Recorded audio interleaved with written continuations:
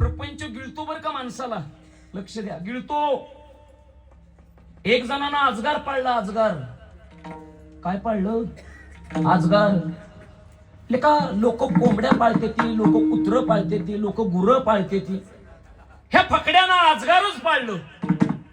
मी विचारलं कशासाठी? नाही म्हणे भाऊकीचा ऊस लय मोठा झालाय म्हणे. अजगार बांधात सोडल्यावर काहीतरी होईल. लक्ष द्या, अजगार पाळला. अजगार बारकं होतं अजगर. 6 महिने नुसतं दूध पाजायचं आगलावी महाराज. आता 6 महिने दूध पेल्यावर त्या अजगर काही बारकं राहील का? लट्ट्याच्या लट्ट्याच.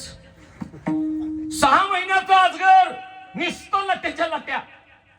आणि नेमका अजगर आजारी पडला. आजारी कोण?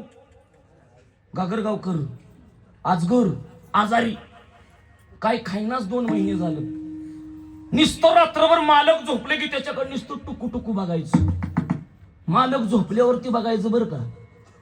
मालकानं विचार केला, म्हणे भावकीची जिरवायला अजगर आणलं, माझं जिरवायला लागलं. पोत्यात भरला अजगर आणि फॅमिली डॉक्टरकडे नेलं. कोण? अजगर. माणसं आजकाल आईबापाला दवाखान्यात नेहना, पण त्या पट्ट्यानं अजगर नेलं. लक्ष दे. डॉक्टर म्हणले या या या या बसा बसा साहेब. काय आणलं?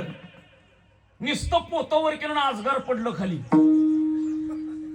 डॉक्टर 2 महिने झालं काय खाईना काय पिणं, नुसतं बघतोय. आता डॉक्टर तो डॉक्टर शेवटी. त्याला माणूस काय काय, टेटोस्कोप काढला, एक्सरे काढला, MRI केला. कोणाचा? अजगराचा.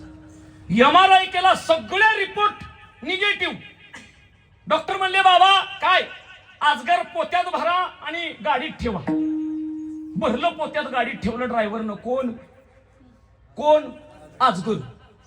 आता विचारला प्रश्न, डॉक्टर साहेब काय झालं आमच्या अजगराला? डॉक्टर म्हणतात साहेब तुमच्या अजगराला काहीच नाही झालं. आता काहीच नाही झालं ऐकल्यावरती आनंद झाला ना हो. लक्ष द्या, आनंद झाला. झालंच काही नाही. अहो पण झालं नाही, पण 2 महिने खायला ना. डॉक्टर म्हणले साहेब तेच तुम्हाला सांगायचंय, जेवढं लवकर होईल तेवढं अजगर जंगलात सोडा. म्हणे काय झालं? अहो 2 महिने झालं तुम्ही झोपल्यावरती नुसतं तुमच्याकडे बघताय आणि एकच विचार करतोय, याला खायसाठी अजून किती दिवस उपाशी राहावं लागल. प्रपंच नावाचा अजगर आहे.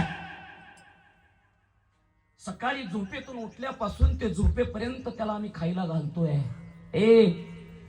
पण एक दिवशी ते अजगर तुम्हाला आणि मला गिळल्याशिवाय